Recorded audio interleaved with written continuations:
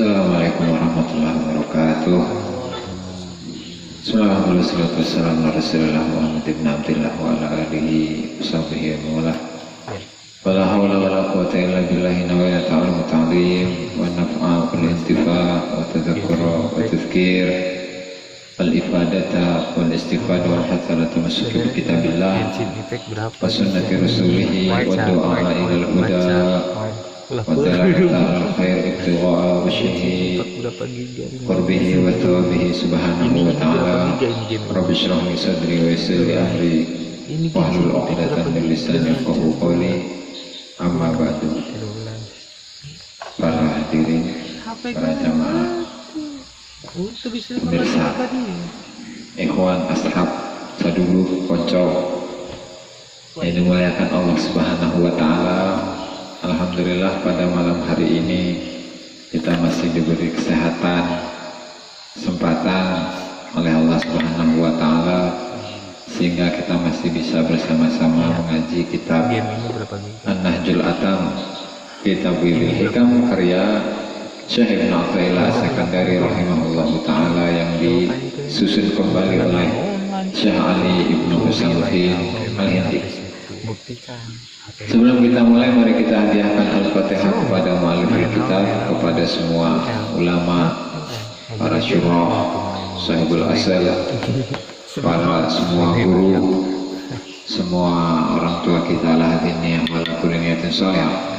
Wa ala man wabihi aslafuna salihun ila hadratin Nabi Muhammad sallallahu alaihi wasallam. Al-Fatihah. A'udzu billahi minasyaitonir rajim. Bismillahirrahmanirrahim. Alhamdulillahirabbil alamin arrahmanir rahim maliki yaumiddin. Iyyaka na'budu wa iyyaka nasta'in ihdinas siratal mustaqim siratal ladzina an'amta 'alaihim ghairil maghdubi 'alaihim waladdallin. Amin.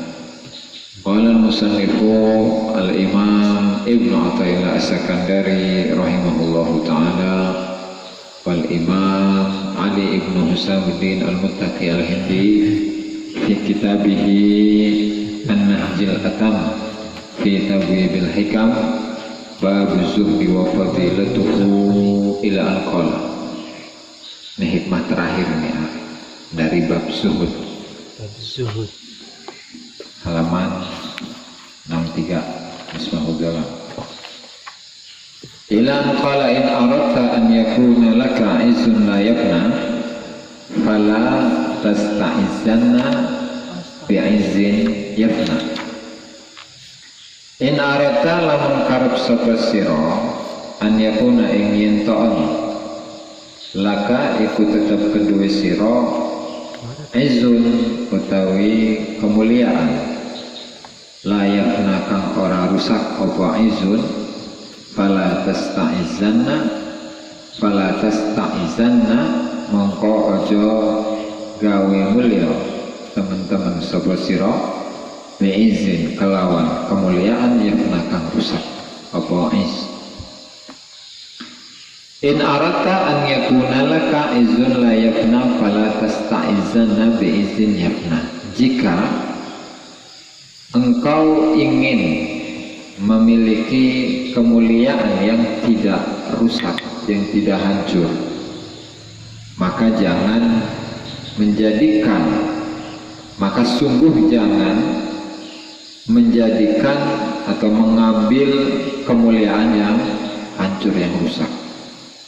Jika kita ingin memiliki kemuliaan yang tidak rusak atau yang kekal, maka jangan sampai kita itu menjadikan atau mengambil kemuliaan yang rusak.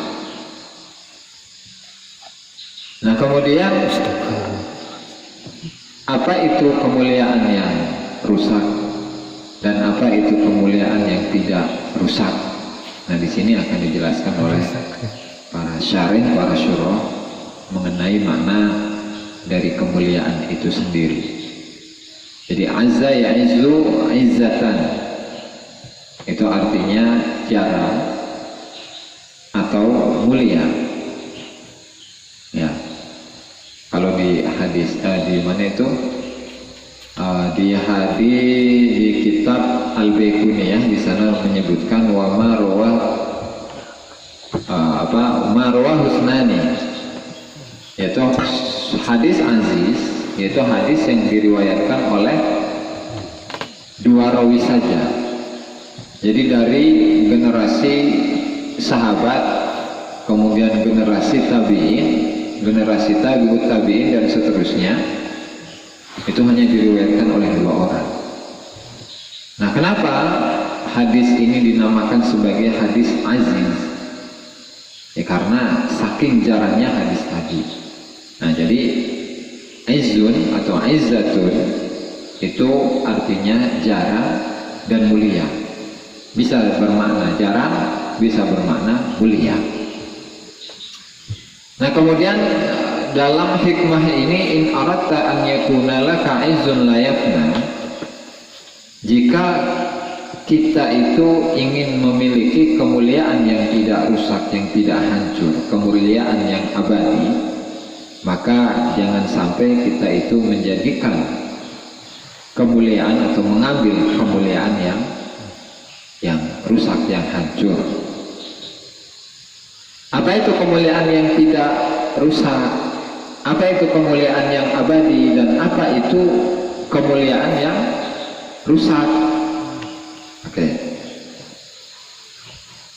Sebelumnya yang lebih didahulukan itu adalah dalam penjelasannya kita jelaskan terlebih dahulu, dijelaskan terlebih dahulu mengenai kemuliaan yang fana, yang rusak terlebih dahulu.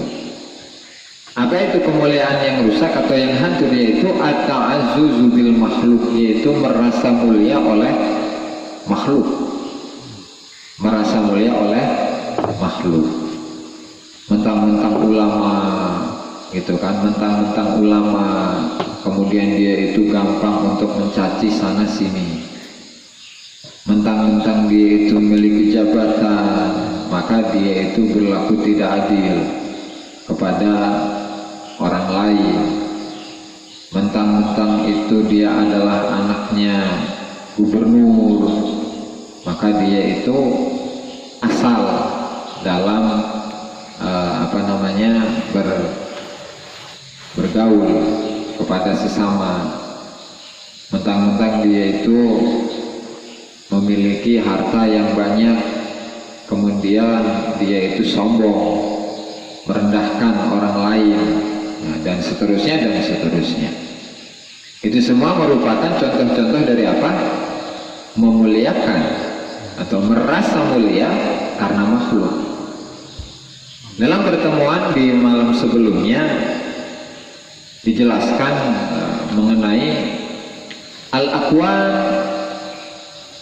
zahiruha dirrah wa batinuha ibrah, di mana alam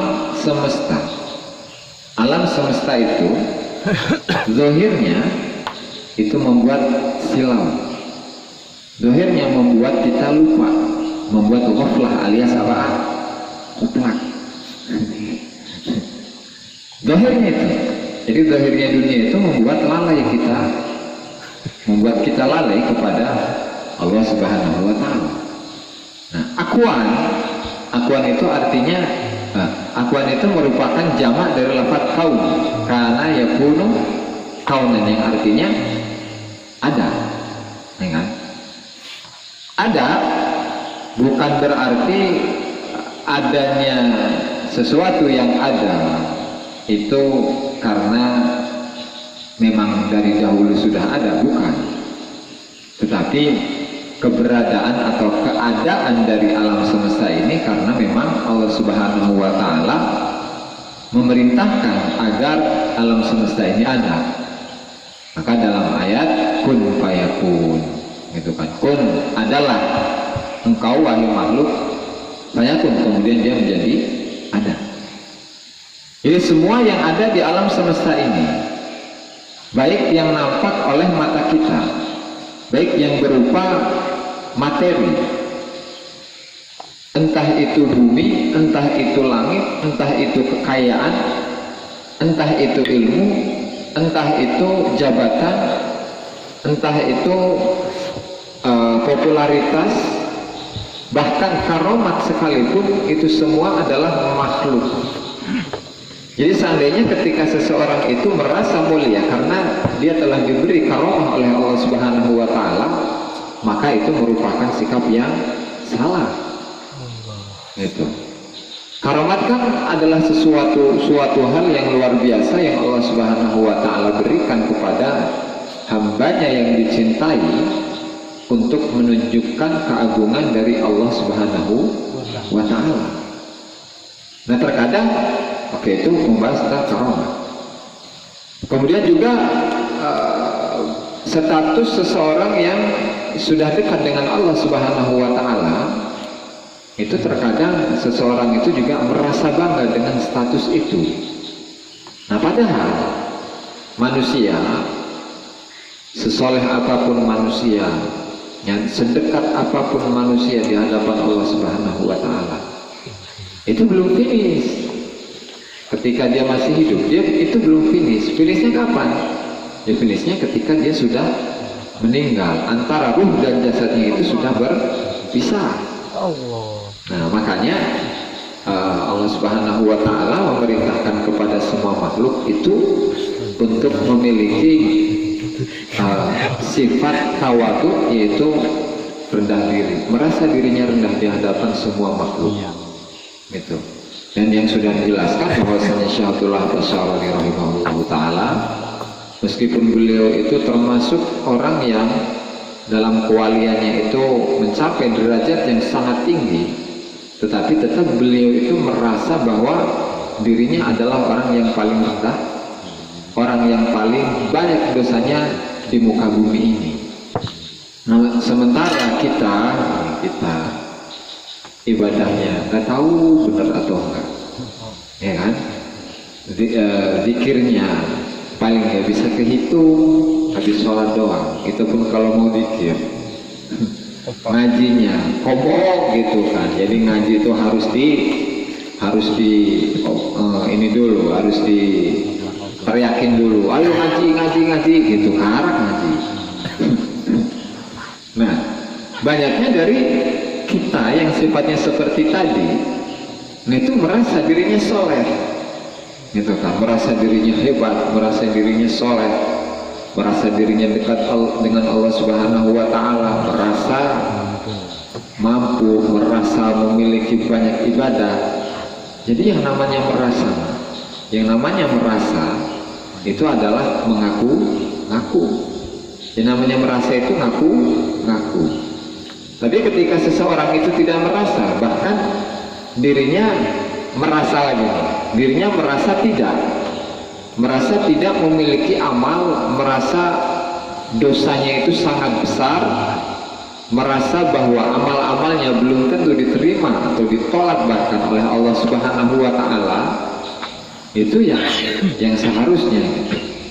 Ya, karena memang ketika kita mempelajari, ketika kita itu membaca biografi dari para ulama, dari para aulia yang disusun oleh misalnya Imam Abu Nu'aim Al-Asbahani dalam kitab Hilyatul Aulia, atau yang di sini nih Jami' Karomatul Aulia Syekh Yusuf An-Nabhani, atau Syekh Abdul Wahab Asy'arani dalam kitabnya Tabaqatul Kubra, Tabaqatus Sufiyah dan lain sebagainya.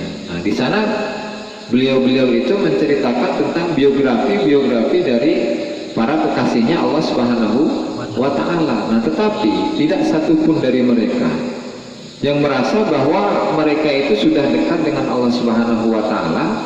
Justru sebaliknya, mereka merasa bahwa amal-amal yang telah diperbuat itu tidak diterima oleh Allah Subhanahu wa Ta'ala. Tetapi ada pengecualian, di mana ketika seseorang itu memang diperintahkan oleh Allah Subhanahu wa Ta'ala, terutama untuk mendidik para muridnya, untuk mendidik para santrinya, ya tidak masalah. Bahkan dia diperintahkan oleh Allah Subhanahu wa Ta'ala untuk menunjukkan bahwa dia telah mencapai kemakrifatan atau makom-makom dalam thariqah atau ahwal di dalam thariqah, sehingga dia itu menjadi suri tauladan dan panutan bagi para murid-muridnya. Nah gitu. Nah, sehingga merasa tadi at-ta'azzuz, merasa mulia oleh makhluk, baik itu tadi yang disebutkan, entah itu jabatan, entah itu kekayaan, keilmuan, popularitas, bahkan karomah atau kewalian sekalipun, ini merupakan kemuliaan yang tidak kekal, kemuliaan yang tidak abadi, gitu. Nah, sehingga hal yang seperti ini harus kita jauhkan dari diri kita, gitu. Oke. Kemudian kembali kepada materi. In aradta an yakuna laka izzun la yafna, ketika engkau itu menginginkan agar dirimu diberi oleh Allah Ta'ala sebuah kemuliaan yang tidak rusak, yang tidak hancur, atau kemuliaan yang kekal. Apa itu kemuliaan yang kekal? Huwal izzu billah wal ghina bi ta'atillah aw bil qurbi mimman tahaqqaqa izzuhu billah. Yang pertama adalah al-izzu billah, kemuliaan oleh Allah atau karena Allah, kemuliaan karena Allah, mulia karena Allah atau oleh Allah. Wal ghina bi ta'atillah, merasa kaya oleh ketaatan kepada Allah. Jadi ketika dia itu melaksanakan ketaatan, dia merasa kaya. Ya, nanti akan dijelaskan satu persatu. Atau dekat dengan orang-orang yang sudah mencapai kemuliaan oleh Allah Subhanahu wa Ta'ala. Gitu. Oke, yang pertama tadi kan al-izzu billah, itu kemuliaan yang dia dapatkan dari Allah Subhanahu wa Ta'ala. Caranya apa? Caranya adalah bita'zimihi wa ijlalihi, yaitu dengan mengagungkan Allah. Mengagungkan Allah, wa haibatihi, tunduk kepada Allah, wa mahabbatihi, cinta kepada Allah, wa ma'rifatihi, kenal dengan Allah, wa husnil adabi ma'ahu fi kulli syai'in wa ala kulli hal, dan dalam beradab kepada Allah itu dengan adab yang baik dalam semua urusan, dalam semua keadaan. Nah, tentu ketika menyebutkan pengertian dari kemuliaan karena Allah atau merasa mulia oleh Allah, itu cukup berat untuk kita. Itu kenapa? Itu ya karena kita merasa kita belum bisa mengagungkan Allah, kita belum bisa takut kepada Allah, belum bisa mencintai Allah dengan secinta-cintanya, belum bisa kenal dengan Allah, belum bisa beradab yang baik kepada Allah, apalagi beradab baik kepada Allah dalam setiap urusan, dalam semua urusan, dan dalam semua keadaan. Sulit. Ya, maksudnya tidak semua orang itu bisa mencapai hal ini. Gitu. Ya, namanya juga kemuliaan ini ya, kemuliaan yang abadi. Ya, tentu tidak semua orang itu mencapai hal tersebut dengan cara yang mudah. Oke. Wa yakunu birridha bi ahkamihi. Nah, dan gambaran dari orang-orang yang mengagungkan Allah Subhanahu wa Ta'ala ialah dengan birridha bi ahkamihi, dengan meridhoi hukum-hukum yang Allah Subhanahu wa Ta'ala atur kepada diri kita. Apa itu hukum-hukum yang sudah diatur kepada diri kita? Ya, hidup kita saat ini. Hidup kita saat ini, di mana kita ini sebagai seorang santri yang pesantren di pesantren, meskipun pesantrennya itu terpaksa gitu ya, meskipun pesantrennya terpaksa karena ada masalah di luar, ya, sehingga mau nggak mau pesantren gitu kan, itu emang sudah hukum Allah kepada kita, kan perilaku Allah Subhanahu wa Ta'ala kepada kita. Nggak minder ya Gus ya? Nggak usah minder, ngapain minder? Justru ketika kita itu ridho, cuma tipis saja ya, cuma tipis saja ya tipis. beda tipis kali.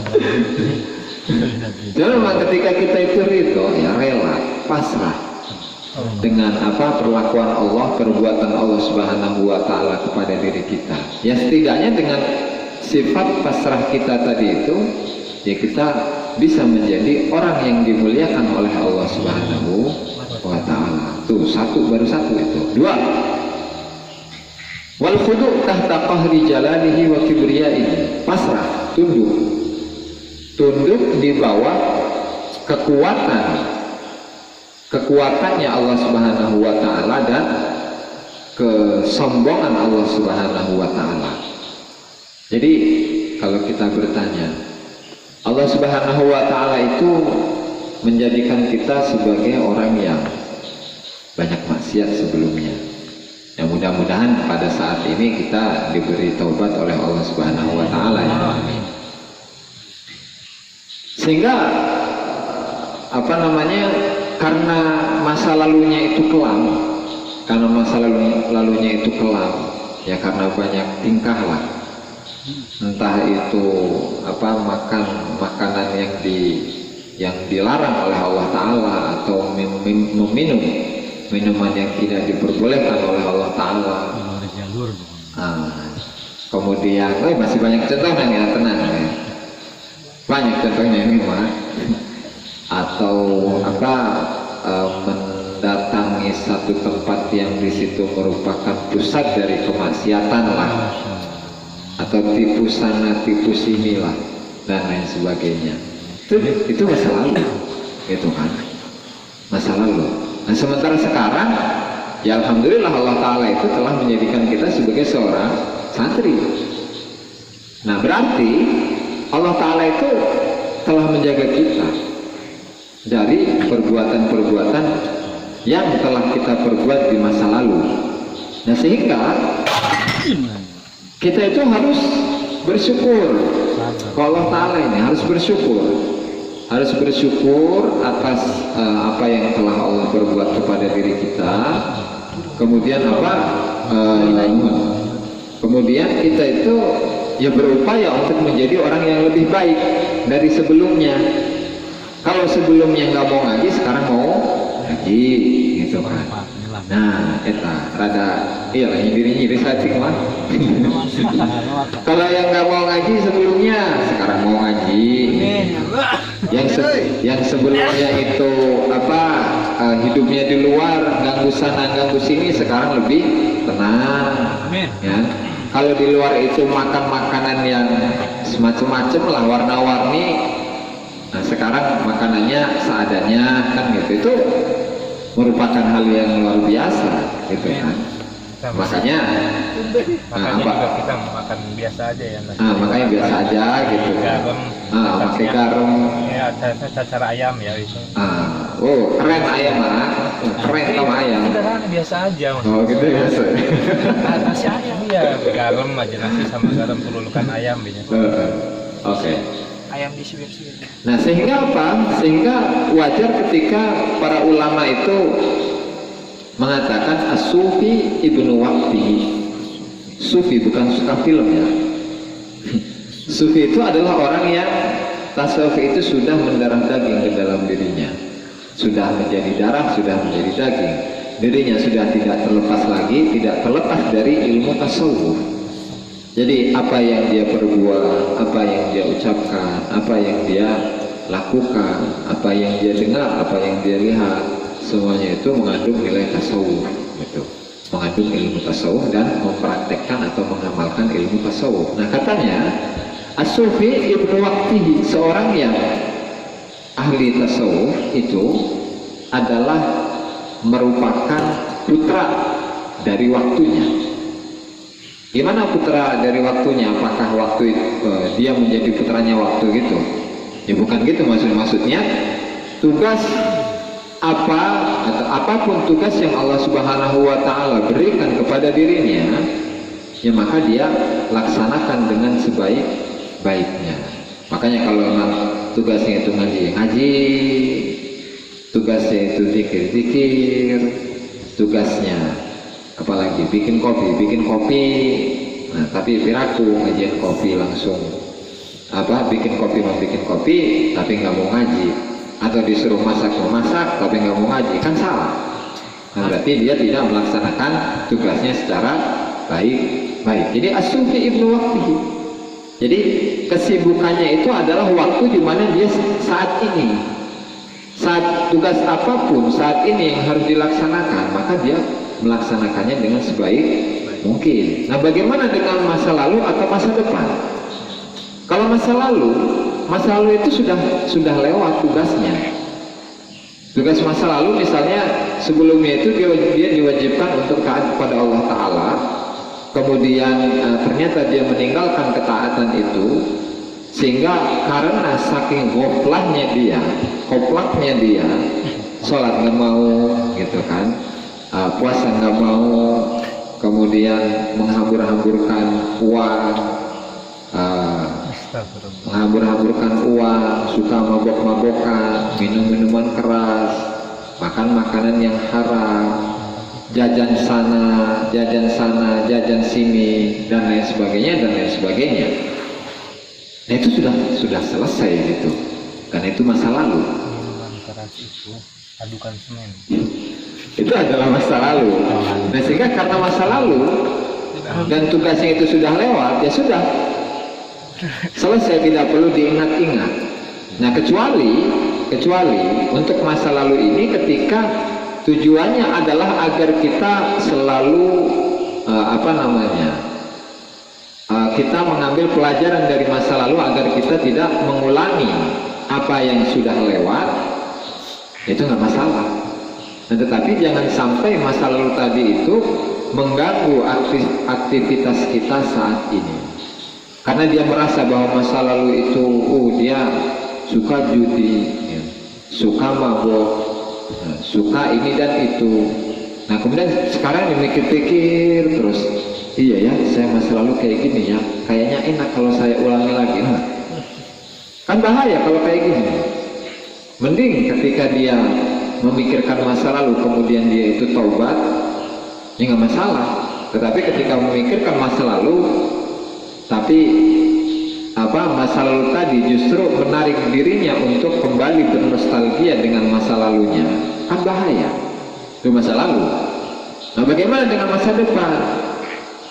Ya, al-mustaqbalu ghaibun, kata para ulama, kata para ahli sufi. Masa depan itu sifatnya adalah ghaib. Masa depan itu sifatnya ghaib. Nah sehingga ngapain mikirin yang ghaib? Mikirin aja sih yang nyata gitu. Toh sekarang kenyataannya kita itu ditugaskan oleh Allah Ta'ala melalui perintah guru kita memerintahkan ini dan itu, memerintahkan zikir, memerintahkan ngaji, memerintahkan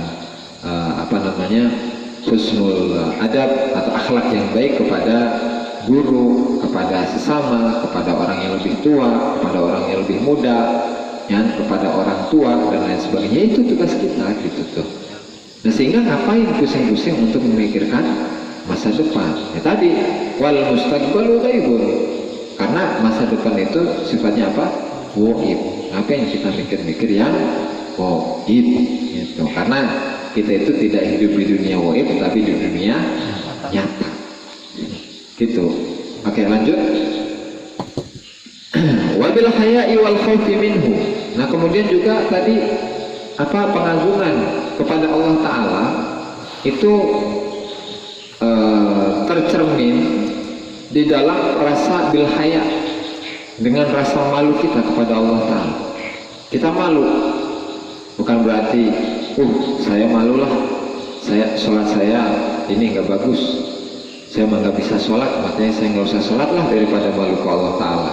Ini bukan kayak gitu, tetapi malu kepada Allah ketika kita tidak sholat, malu kepada Allah ketika kita itu melanggar semua perintah-perintahnya, malu kepada Allah ketika kita itu nggak mau ngaji baik ya. Malu kepada Allah karena kita selalu berbuat maksiat kepadanya, malu, itu malu. Nah sehingga ketika kita memang benar-benar merasa malu kepada Allah Ta'ala, ya sehingga kita akan berbenah diri dari yang nggak baik menjadi baik, dari yang buruk menjadi baik, dari yang nggak mau sholat menjadi sholat, dari yang mabuk menjadi nggak mabuk, dari yang judi jadi meninggalkan judi, dari nggak ngaji menjadi ngaji. Itu patut disyukur. Itu orang yang mau ngaji itu patut disyukuri. Alhamdulillah. Wa yakunu. Nah kemudian apalagi dengan apa bukti dari pengagungan kita kepada Allah Ta'ala itu? Buktinya adalah wa yakunu bidzulli, merasa hina. wa yakunu bidzulli wal inkisar. Dia merasa hina, kemudian merasa hatinya itu pecah. Gimana hatinya itu pecah? Hatinya hancur. Ya sudah tidak ada lagi harapan. Frustasi itu. Hah?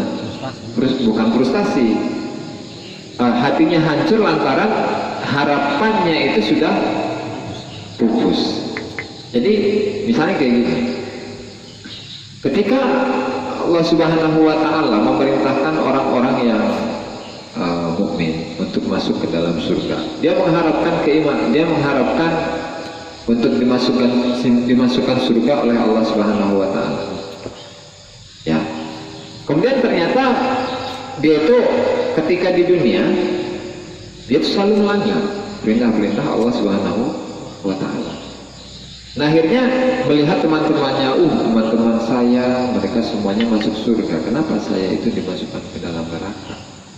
Ya, otomatis perasaan apa? Kecewa, putus asa, putus harapan. Tetapi bukan itu yang dimaksud.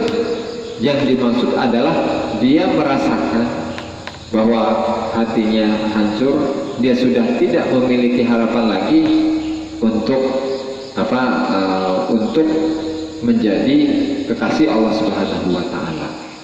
Tetapi bukan berarti dia tidak ada usaha, tidak ada upaya untuk menjadi orang yang dikasihi atau dicintai oleh Allah taala, bukan. Tetapi dari zahirnya dia tetap berusaha untuk mengejar itu. Tapi batinnya dia merasa dia itu tidak layak untuk dijadikan sebagai orang yang soleh, untuk dijadikan sebagai orang yang ahli ibadah, untuk dijadikan sebagai orang yang takwa, apalagi kekasih Allah Subhanahu wa taala.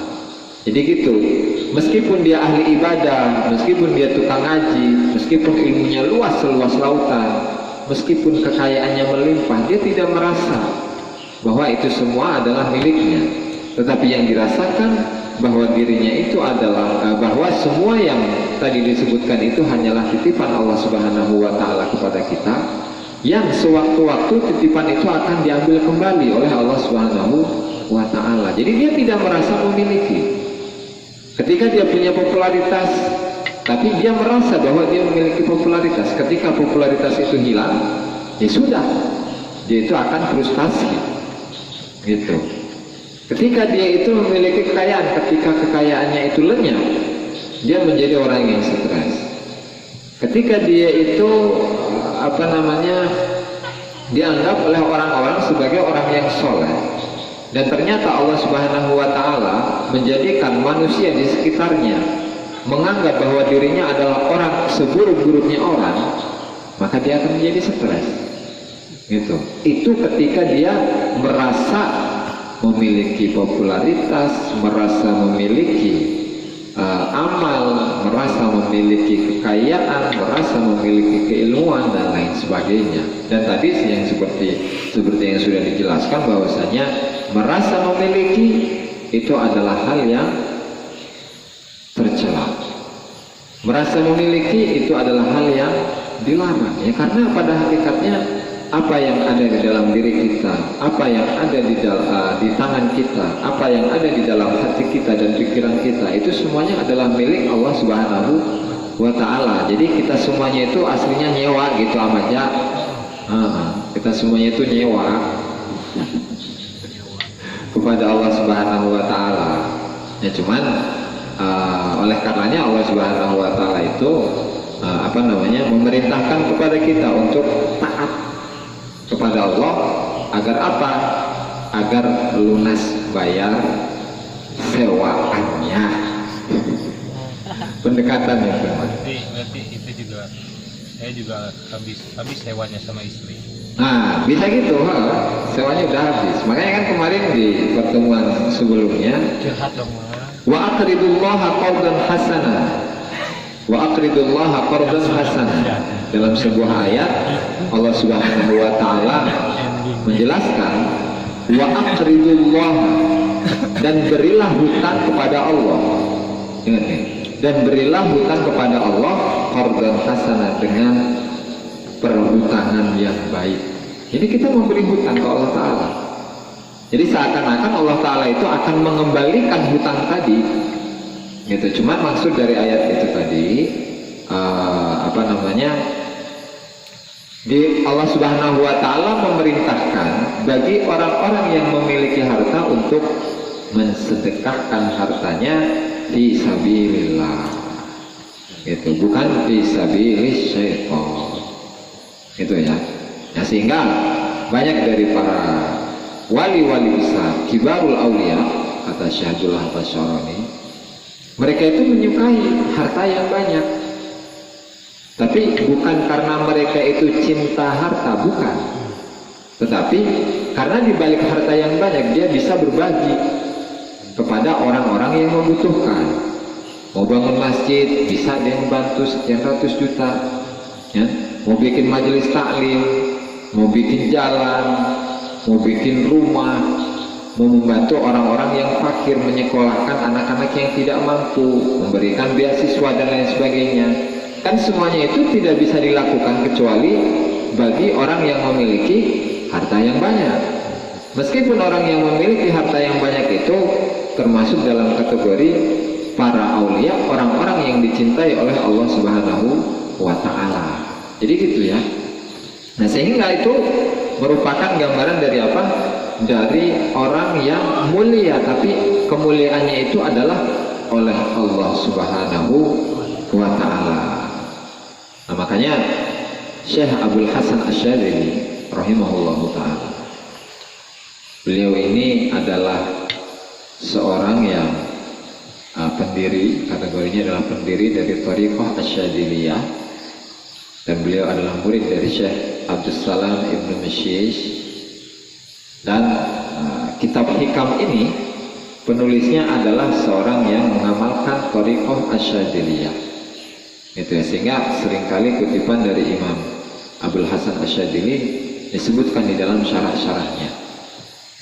Beliau mengatakan, Syekh Abdul Hasan Asyadzili, wallahi ma ra'aitul izza illa fi dzul. Demi Allah, saya itu tidak melihat kemuliaan kecuali dalam kehinaan. Saya tidak melihat kemuliaan kecuali dalam kehinaan. Maksudnya, kemuliaan yang Allah Subhanahu wa Ta'ala berikan kepada manusia itu adalah mereka orang-orang yang merasa hina, baik di hadapan Allah Subhanahu wa Ta'ala atau di hadapan makhluknya, gitu ya. Jadi jangan sampai kita itu merasa mulia, mentang-mentang kita adalah orang yang kaya, kemudian suka menghina kepada orang-orang yang tidak punya.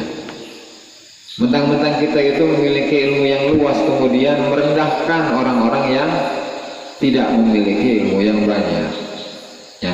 Mentang-mentang kita itu memiliki jabatan yang tinggi, kemudian ketika bertemu dengan ketua RT itu direndahkan.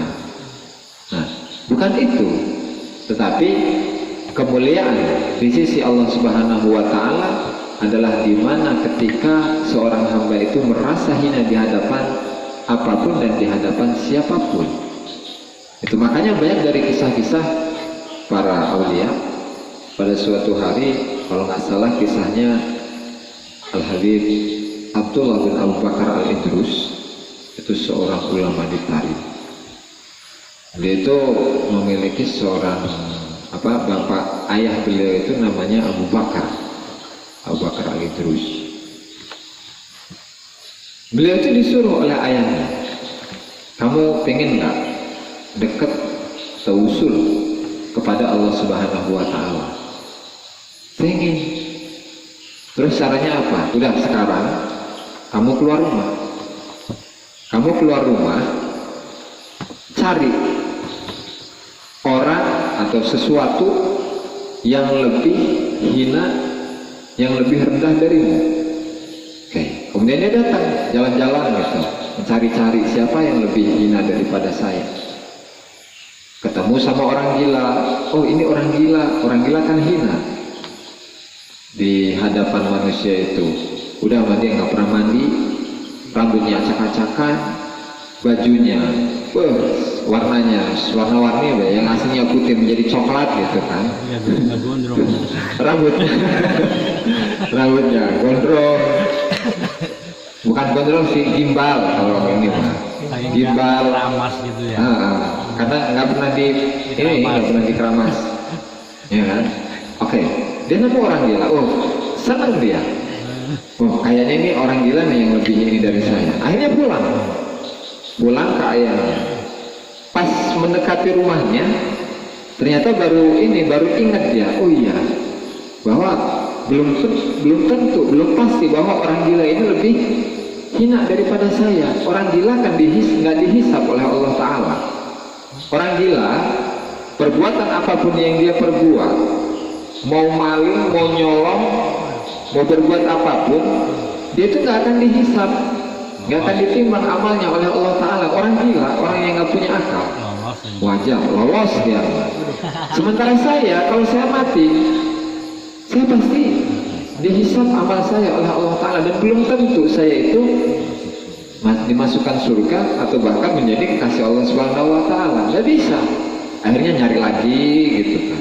Terus beberapa hal yang beliau temukan, yang pada awalnya dia memandang bahwa hal-hal tersebut adalah lebih hina daripada dia. Akhirnya dia ketemu sama anjing edan lagi, anjing gila. Nah, anjing gila lagi. Oh, anjing gila ini nggak ada manfaatnya. Coba manfaatnya apa? Kalau anjing yang normal itu bisalah buat menjaga rumah. Kalau ada maling, gitu kan, dia langsung menggonggong, atau menjaga ternak, menjaga hewan gitu. Kalau di padang pasir atau di kebun, itu bisa untuk digunakan menjaga. Ya. Kalau anjing gila, oh udah, ini mah nggak ada yang lebih hina daripada anjing gila. Ya, oke, akhirnya mau pulang ke rumahnya. Mau deket rumahnya, kepikiran juga, oh iya, sama ini. Anjing ini mau gimana pun dia, baik itu dia gila atau nggak gila, tetap dia itu makhluk yang tidak dibenci oleh Allah Ta'ala. Makhluk yang tidak dibenci oleh Allah Ta'ala. Di sisi lain dia juga makhluk yang tidak dihisap oleh Allah Ta'ala. Sementara saya bisa jadi ketika saya hidup itu selalu bermaksiat kepada Allah Subhanahu wa Ta'ala, mending kalau tobat, mending tobatnya diterima. Kalau nggak diterima, otomatis saya menjadi kayu bakarnya neraka. Nah, sehingga di akhir kisah itu beliau berkesimpulan bahwasanya tidak ada orang yang lebih hina daripada saya. Kenapa? Ya karena pasti nanti di suatu hari atau kapanpun itu saya itu akan bermaksiat kepada Allah Subhanahu wa Ta'ala, baik secara sadar atau tidak sadar. Baik secara sadar atau tidak sadar, saya itu akan diazab oleh Allah Subhanahu wa Ta'ala.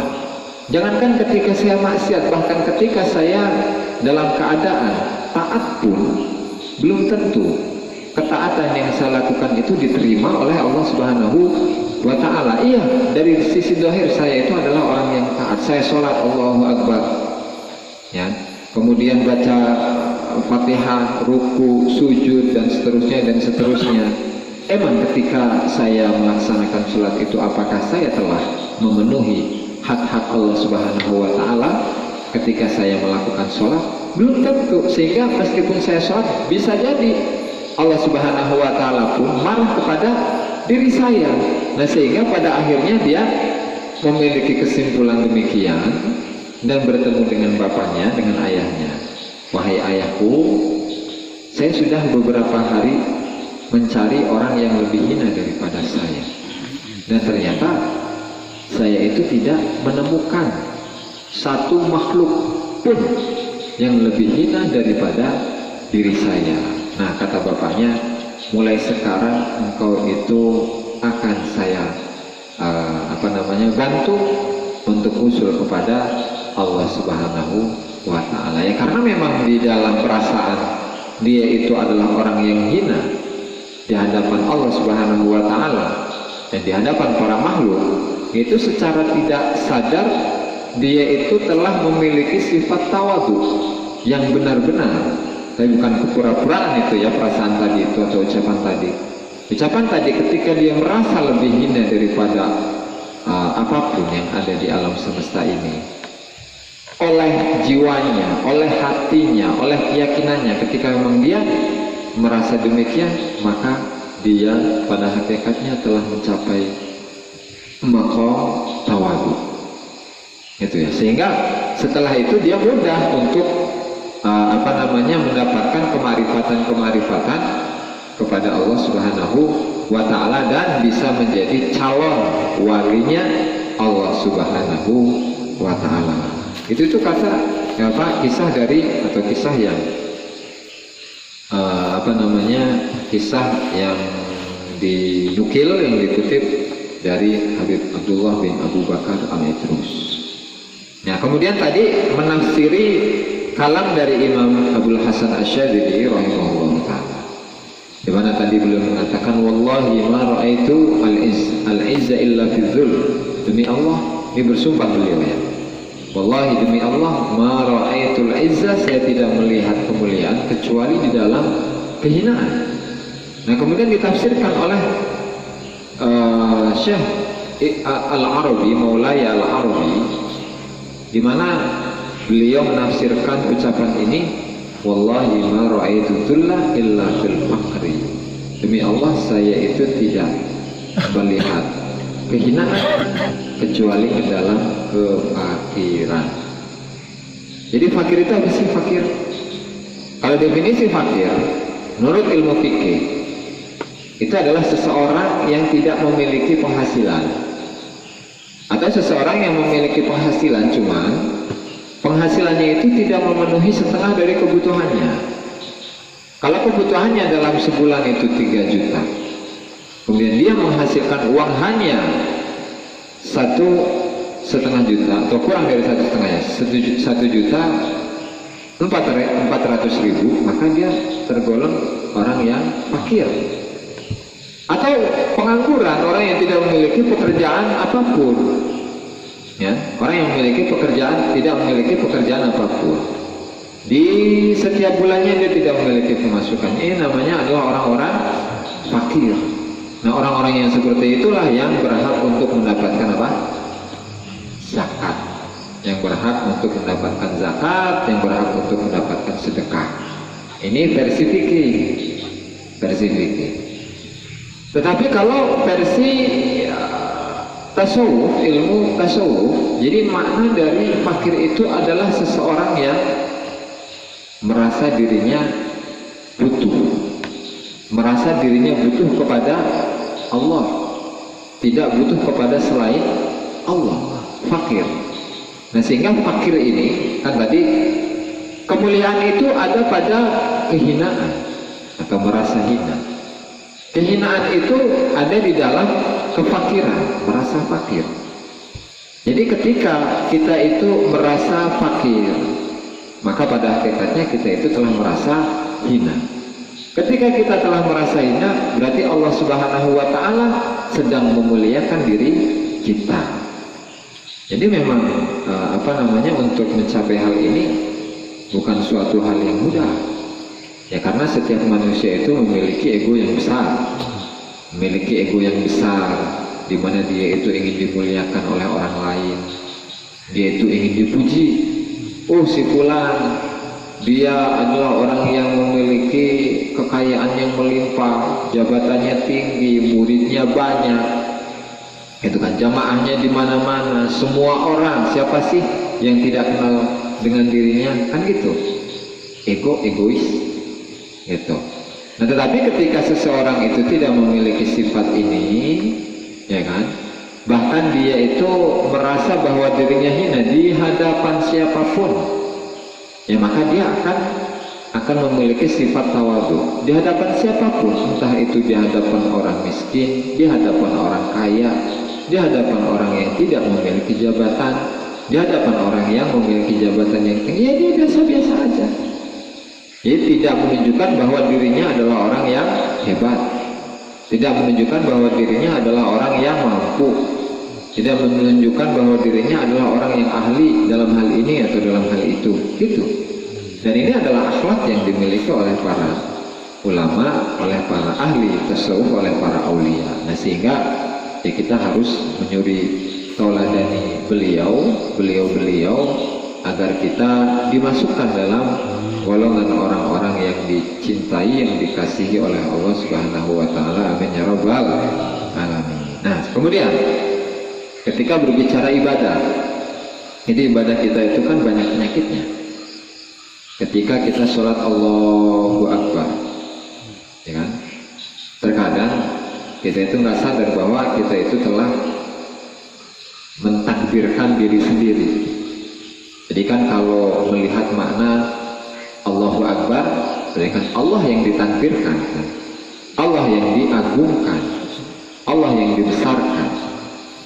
Tetapi kita itu terkadang bahkan di dalam sholat sekalipun, ketika kita takbir, ada perasaan dalam diri kita bahwa saya ini loh ahli ibadah, saya ini loh melaksanakan sholat secara jamaah, sementara orang-orang yang lain itu tidak melaksanakan sholat jamaah. Mereka sholat iya sholat, tapi tidak melaksanakan sholat jamaah. Jadi saya itu lebih baik daripada mereka. Nah, ini kan penyakit. Bahkan takbir itu terkadang menjadi sebuah syiar untuk hal-hal yang buruk. Ketika seseorang itu mencaci orang lain, siapapun itulah, entah itu personal atau instansi tertentu, ketika dia mencaci si fulan dan si fulan atau instansi ini atau itu, dia mengeraskan kalimat takbir. Nah, ini kan hakikatnya adalah orang yang mentakbirkan diri sendiri, bukan Allah Ta'ala yang ditakbirkan, yang dibesarkan, yang diagungkan, tetapi yang diagungkan adalah dirinya sendiri, sementara dia itu tidak sadar. Imam Abdul Hasan Asyadili rahimahullah ta'ala ini mengutip dari beliau lagi nih, katanya idza kana la yaslamu minan nifaqi man ya'malu 'alal wifaq fa kaifa yaslamu minan nifaq man ya'malu 'alal khilaf. Sebelumnya di antara hal yang Allah Subhanahu wa taala karuniakan kepada Syekh Abdullah Al-Sya'rani dalam kitabnya Lataiful Minan, beliau bercerita, di antara hal yang Allah Subhanahu wa taala karuniakan ke dalam diri saya, kepada diri saya, bahwa saya itu syuhudi adama kamaril ikhlas fi kulli ibadatin fa'altu.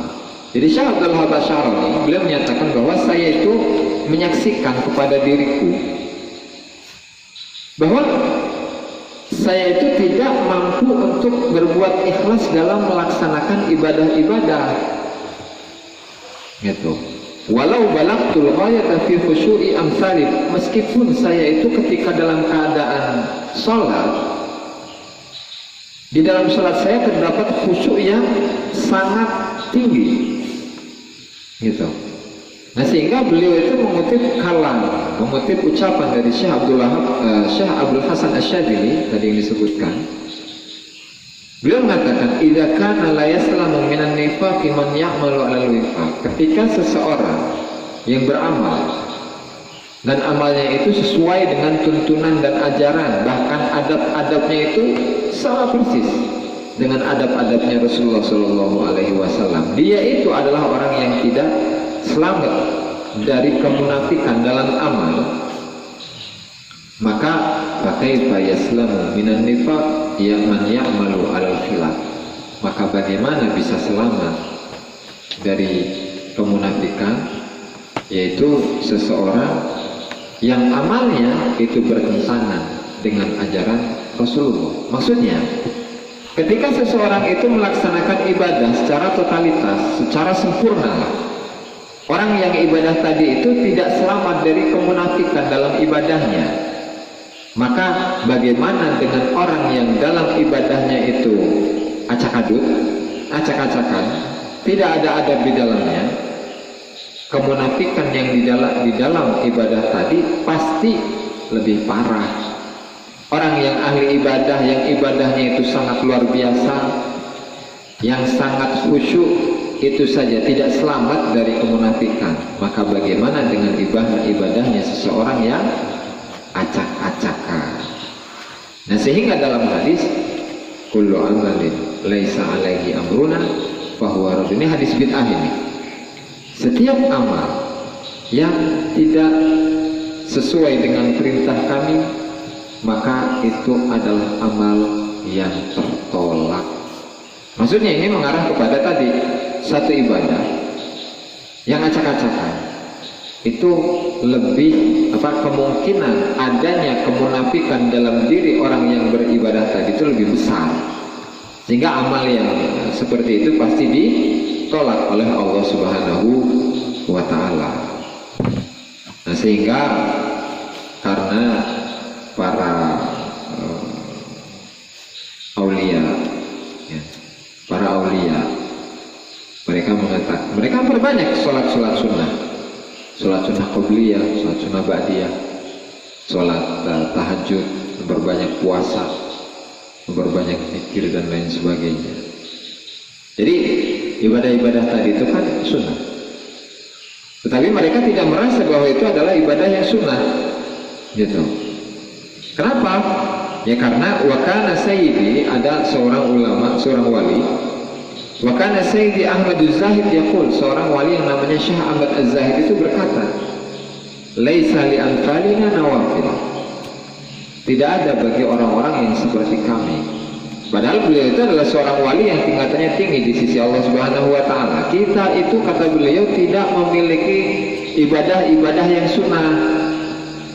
Yang namanya ibadah yang sunnah kan berarti bonus kan. Yang namanya ibadah yang sunnah itu kan bonus. Orang-orang seperti kita, kata beliau, kata Syekh Ahmad Az-Zahid, itu tidak memiliki ibadah-ibadah yang sunnah. Kenapa? Linaqsi faraidina anil kamal. Ya karena ibadah-ibadah yang fardu saja itu kurang dari kesempurnaan. Sempurna aja enggak. Makanya yang menyempurnakan itu adalah ibadah-ibadah sunnah tadi. Jadi kita itu tidak mendapatkan pahala sunnah dari ibadah-ibadah sunnah tadi. Tapi ibadah-ibadah yang sunnah itu hanya menjadi jawabir atau pelengkap dari kekurangan dalam sholat fardu atau ibadah fardu yang kita laksanakan. Ya karena apa? Fa innama hiya jawabir, ya karena sholat sunnah tadi itu hanyalah sebagai pelengkap, sebagai penembel, ya penambal. Wa innaman nawafil, dan adapun ibadah-ibadah yang sunnah itu atau pahala yang didapatkan dari ibadah-ibadah yang sunnah itu liman kamulat faraiduhu, bagi seseorang yang ibadah-ibadah fardunya itu sudah sempurna. Ini wali, seorang ahli ma'rifat, seorang arifin, seorang yang zuhud bahkan sifatnya itu. Nah, tetapi beliau tetap mengaku bahwa ibadahnya itu masih kurang. Kualitas ibadah yang dilakukan itu masih jauh dari kata sempurna. Nah, sehingga kalau seorang yang zuhud, kalau seseorang yang wali itu saja merasa demikian, apalagi orang-orang seperti kita. Gitu, makanya kita menjadi orang itu jangan sok ahli ibadah, jangan sok ahli puasa, jangan sok ahli surga, jangan sok ahli ngaji deh. Ya kenapa? Ya karena akhlaknya para aulia, orang-orang yang sudah dekat dengan Allah Subhanahu wa Ta'ala itu seperti ini. Apalagi kita sebagai orang-orang yang masih jauh dari Allah Subhanahu wa Ta'ala. Kembali pada bahasan utama, di mana hikmah ini in aradta an yakuna laka izzun la yafna, ketika engkau itu menginginkan kemuliaan yang tidak rusak, yang abadi, maka jangan sekali-kali engkau menjadikan atau mengambil kemuliaan yang rusak, yang sirna. Bagaimana caranya? Ya tadi yang telah dijelaskan, dengan mengagungkan Allah Subhanahu wa Ta'ala, yang intinya adalah kita merasa hina, kita merasa fakir, merasa sangat butuh kepada Allah Subhanahu wa Ta'ala. Sehingga dengan adanya sifat ini, kita itu dapat menjadi atau dapat memiliki sifat zuhud yang dimiliki oleh para aulia. Amin ya rabbal alamin. Demikianlah para hadirin, para jamaah yang yang dimuliakan Allah Subhanahu wa taala, pengajian pada malam hari ini mudah-mudahan bermanfaat bagi kita semua, dan semoga Allah taala memberikan kita taufik dan hidayah untuk bisa mengamalkannya, amin ya rabbal alamin. Demikianlah para hadirin, kurang dan lebihnya saya mohon maaf. Wallahul muwaffiq ila aqwamit thoriq. Wassalamualaikum warahmatullahi wabarakatuh.